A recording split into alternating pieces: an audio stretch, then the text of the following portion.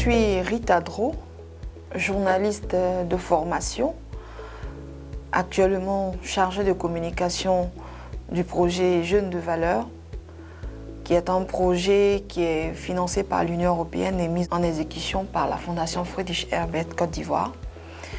Je suis également présidente d'une association dénommée Notre Boîte à Livres, qui est une jeune organisation qui assure depuis maintenant 3 ans la promotion de la lecture en Côte d'Ivoire à travers l'installation des micro-bibliothèques dans des quartiers, les hameaux les plus reculés de la Côte d'Ivoire, afin de permettre aux enfants, mais aussi aux adultes d'avoir un accès gratuit aux livres.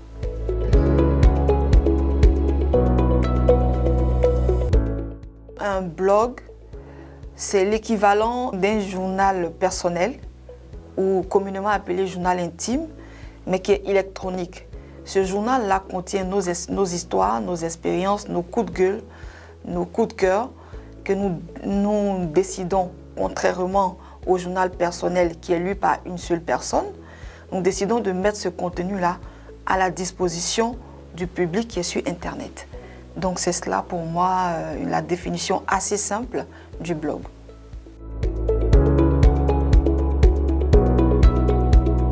Selon moi, les blogs sont classés en fonction des thèmes. Il y a des blogs qui sont spécialisés cuisine, mode, reportage, images, photos. Il y a les blogs par thématique, mais il y a également les blogs professionnels.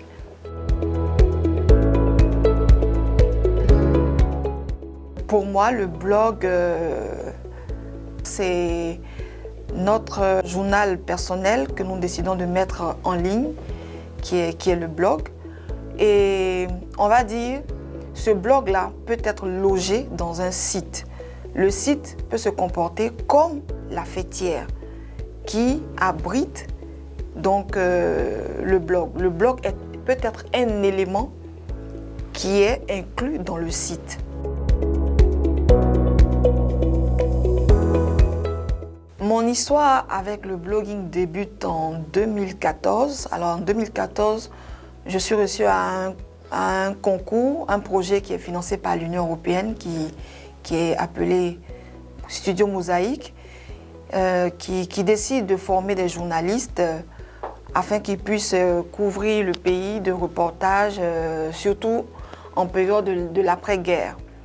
Donc je suis reçue à ce programme-là, ce projet-là. Et là-bas, nous faisons la connaissance d'un nouveau professeur qui nous parle un nouvel univers, qui est celui du blogging, qui est celui des réseaux sociaux. Donc, il nous présente le blog comme une opportunité pour nous, pour pouvoir assurer la promotion de nos articles, nous qui sommes les journalistes professionnels en devenir. Alors, avec le professeur de 2014, Israël Guébo, qui est un expert en la matière, il nous présente d'abord les avantages. Donc, tout de suite, on se met à la tâche. On va sur WordPress, on achète un nom de domaine qui est droville.com et tout de suite, le blog est créé gratuitement en 5 minutes. Il est en ligne et là, je commence à publier mes articles.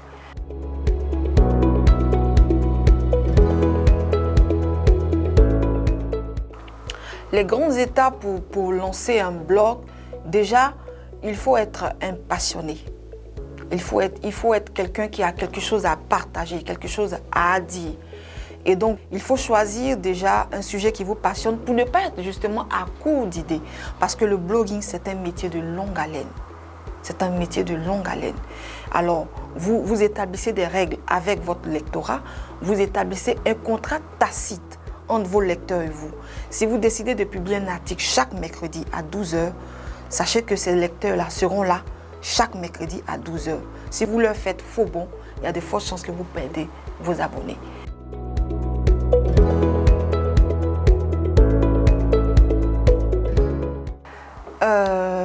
Je dirais que l'univers, l'écosystème du blogging en Côte d'Ivoire se porte très mal parce que nous assistons à une certaine confusion qui est faite aujourd'hui. Les blogueurs, on va dire le monde du blogging accueille aujourd'hui de nouveaux acteurs. Et ces acteurs-là ne sont pas forcément blogueurs. Ils sont ce que j'appelle, ce que je définis ou ce que je qualifie de producteurs de contenu. Mais ce ne sont pas à la base des blogueurs. Le blogging, si vous voulez, il vient du mot blog. Le blog, c'est un espace où on publie, n'est-ce pas? Vous avez un nom de domaine, vous publiez vos articles dessus et vous pouvez partager avec vos lectorats. Absolument, le blogging, c'est un métier à part entière qui aujourd'hui nourrit son homme, certains, on va dire, qui ne nourrit pas tout le monde, mais qui nourrit certains, surtout les blogueurs de qualité.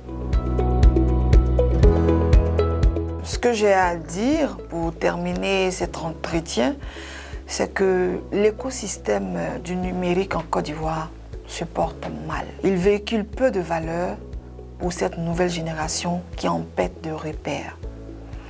L'État ivoirien gagnerait à s'impliquer davantage dans la réglementation, mais aussi dans, on va dire, la sanction de tout ce à quoi on assiste aujourd'hui, malheureusement, sur le web, avec, on va dire, cette flopée d'autoproclamés influenceurs qui, malheureusement, de par leur contenu, arrivent à impacter nos jeunes, qui sont assez vulnérables.